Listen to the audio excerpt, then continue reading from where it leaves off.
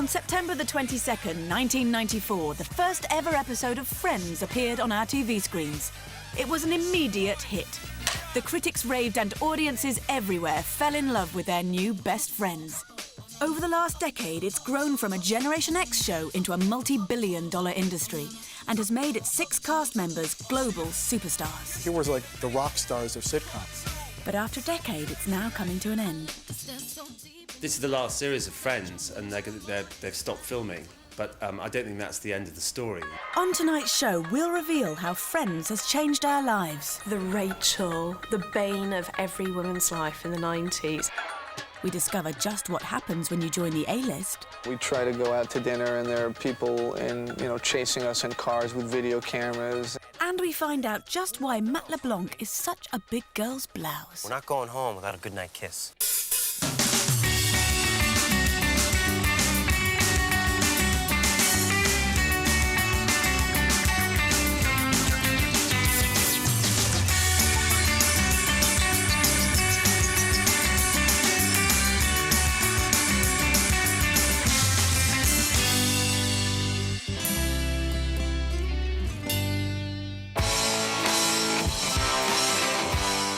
Ever since that first day in the Central Perk coffee shop in 1994, everything changed for 6 unknown actors.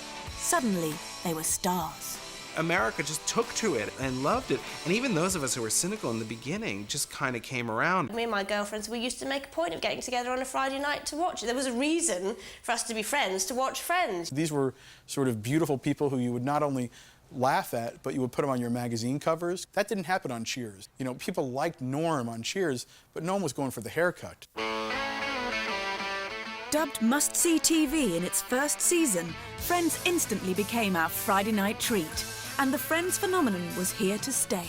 If you imagine you and 5 of your mates and all the things you've done and all the things you've been through over the last 10 years, then that is Friends, the TV show. People emotionally relate to these characters. They became my friends. Friends cleverly tapped into an audience that had previously been ignored by other sitcoms. In America, it's all about the 18 to 49 demo. The previous decade had kind of been defined by The Cosby Show, Family Ties, kind of, feel-good family comedies. There was nothing about young, single people. Uniquely among US sitcoms, Friends concentrated on the young and rejected older authority figures like parents. One of the things that's great about Friends is that there aren't any old people in there dispensing wisdom. When Friends showed up on the scene, they bragged that none of their writers was over 30. Because I think initially the thought was this would be something that all these people in their 20s would watch. But what they found is that it's a time of life that was interesting to everybody. Matt LeBlanc, Matthew Perry, and David Schwimmer!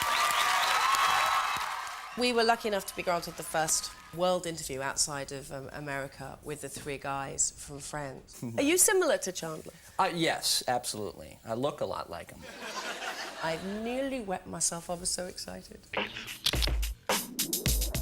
By the second season, the show was so powerful that Friends began to affect the way we lived, from coffee to conversation.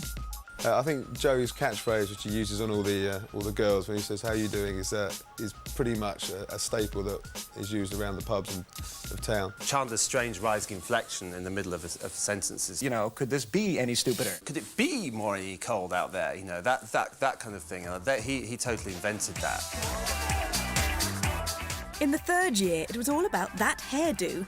Could it have been more popular? Why am I getting noticed for my haircut and not for my work? The Rachel, the bane of every woman's life in the 90s. And women up and down the country with really thin hair like mine were desperately trying to get like this big kind of layered look. But apart from selling 1 million bottles of conditioner, Jennifer Aniston and the rest of the cast were also beginning to realise just how much money Friends was generating. You combine the domestic grosses with the international sales, and it's literally got to be approaching $1.5 billion, $2 billion.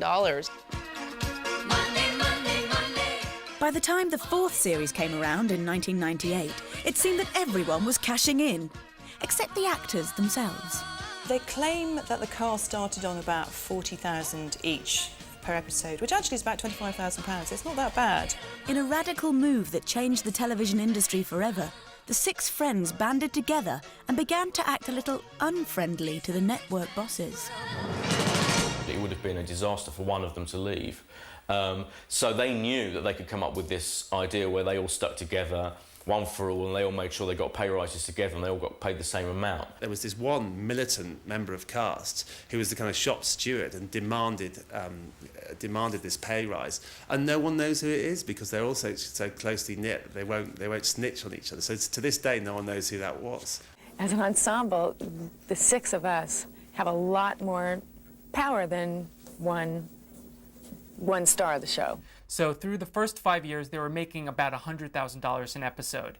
And then it went from $100,000 to $250,000. Then it went from $250,000 to $750,000, up to where their current salary, which is $1 million an episode. I'll stand by you. I'll stand by you. But was the bond they created simply an opportunity to cash in, or a genuine friendship? Well, Lisa Kudrow, I think, once said it best when she said, we're not stupid. We realize that in order for the show to be successful, we actually have to become friends. It's a funny dynamic at work because we go down and we rehearse and we, talk about life and what our relationships are with other people and all that stuff. And then when other people are doing other scenes, we go upstairs and the 6 of us basically do a less funny version of it upstairs. There's only the 6 of them that understand what they've been through. It's quite a... they've been through the looking glass of contemporary celebrity. Year by year, the success of Friends grew, as did the awards. And the winner is... Friends! Uniquely, the 6 stars only agreed to accept them as an ensemble cast. By the late 90s, their growing status and collective bargaining power allowed them to pursue other acting roles. I think the Friends producers were very sort of agreeable to trying to allow these people to develop movie careers. We get a lot of time off, so usually you can fit it in, but if not, our producers are really great. We kind of don't map it out, I guess, but of course, I think we all want to do movies, and we're luckily in a place where we're given an opportunity to try it. I played this guy Ross 8 months out of the year, and I love playing him, but I'm also looking to keep growing as an actor and to keep things fresh for myself. They might have had big mansions and fast cars, but could these TV stars cut it as movie stars? Hollywood waited with bated breath. Or did it? When I go to see movies with Jennifer Aniston or David Schwimmer, or Matt LeBlanc, it's kind of like opening the refrigerator and seeing the milk there. Like it's not a big thrill. Casting agents in Hollywood look at the cast now and think 2 things. I think they probably think, okay, these guys are going to make money, but also, are people going to believe in them when they're not playing their friends' characters? For a lot of us, watching Band of Brothers was kind of an interesting thing. You were watching it thinking, oh my God, what's Ross doing in the war? This is terrible. But if you thought that was terrible, Matt LeBlanc shocked everyone with his big screen debut. He was acted off the screen by his monkey co-star. I love you too, buddy. Ed was a stinker. Every time the Friends cast started negotiating for more money, you would flash a picture of Ed and say, if you think you have great career options, maybe you should watch this movie over again. Even more scary than a midget in a monkey suit is starring opposite Liz Hurley, a mistake made by Matthew Perry in Serving Sarah. Sarah Moore, you are hereby served for divorce. Divorce? What? Smile. It's probably best to forget about that. Don't be in movies with Liz Hurley. That's always a mistake. The difficult part about doing it on the big screen is you don't have the immediate gratification. There's no audience there to really laugh. If you're making the director and the producers laugh, they have kind of a vested interest, so you never know whether they're really laughing or not. The sad truth is the actual dialogue of the quality that you get in a really good Friends episode is very difficult to find, and that's why a lot of the movies that kind of Matthew Perry's been in haven't been as good as your average episode of Friends. The Friends realised they couldn't rely on their TV characters forever and had to break the mould. David Schwimmer made a brave attempt in cult Nazi thriller Apt Pupil. A brilliantly dark film with Ian McKellen in which he turns up right at the end and trying to say, oh, I'm not Ross, opens the door, and there's David Schwimmer with a moustache. Hello, Todd. What are you doing here? I came by to see your parents. Are they home? And the most hideous kind of caterpillar landed out of a tree or something and fixed itself to his top lip. Most of the people I assume that are going to be coming to the movie know me from Friends, so it's going to be difficult for people to divorce themselves from that character and that image of me. Matt LeBlanc may have left the ape behind, but still ended up making a monkey of himself recently with his transvestite war movie, All the Queen's Men.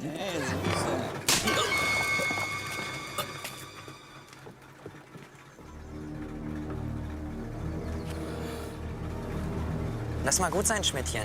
Das ist eine deutsche Frau. They are so rich that they should just do whatever movie strikes their fans. If you want to be in a movie with a chimpanzee, if you want to be in a drag movie with a chimpanzee and red shoes and lesbian sex, then you should do that.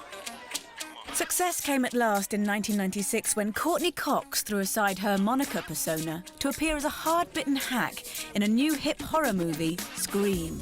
She was almost being sort of self-parodic, taking that character that we've come to know and love from Friends and just give her a little twist. Some night, what happened? Are you all right? She's not answering any questions, all right? Just leave us alone. No, Tatum, it's okay. She's just doing her job, right, Kim? Yes, that's right. So, how's the book? Well, it'll be out later this year. Oh. I'll look for it. I'll send you a copy.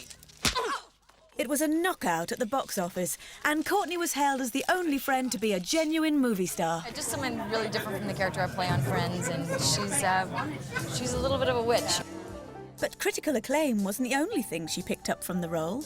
She also landed a boyfriend, co-star David Arquette. Let there be you. Let there. I think we kind of had this infatuation at the beginning, and neither one of us were ready to be in a relationship, so it was really that unbelievably great dynamic that you have with someone, and now it's just true love.